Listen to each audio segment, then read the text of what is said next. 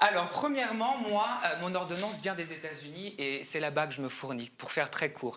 Alors, déjà, moi, effectivement, j'ai perdu 27 kilos. J'avais tout essayé avant. J'avais essayé les salles de sport. J'étais très complexée. Pourquoi? Parce que j'ai fait les 20 ans de la Nouvelle Star en 2024, en prime time sur M6 avec Amel Ben, Julien Doré, Camélia Jordana, etc.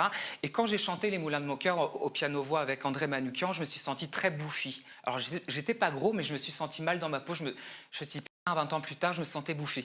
J'ai fait le sport comme tu fais, parce que je regarde que tu fais pas mal de sport. J'ai fait les régimes, sauf que tu prends, tu reprends. Je voulais faire une liposuction. Les médecins m'ont tous dit, bah non, t'es pas assez gros pour te liposucer.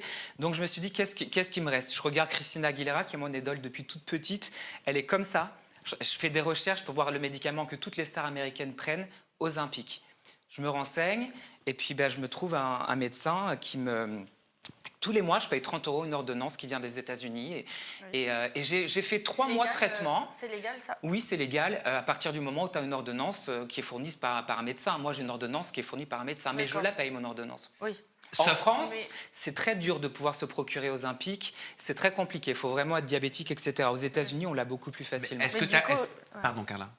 Du coup, la question, c'était est-ce que tu te rends compte qu'aujourd'hui, en France, il y a pas mal de personnes qui n'arrivent pas à se procurer ce médicament? Il y a même des reportages où les gens en parlent, qui ont le diabète et ils n'arrivent pas à s'en procurer parce que ça fait des ravages chez les gens qui veulent maigrir. Je suis d'accord, mais moi, tout vient des États-Unis. Mais il y a des diabétiques aux États-Unis aussi. Oui, mais là-bas, il n'y a pas de pénurie comme en France.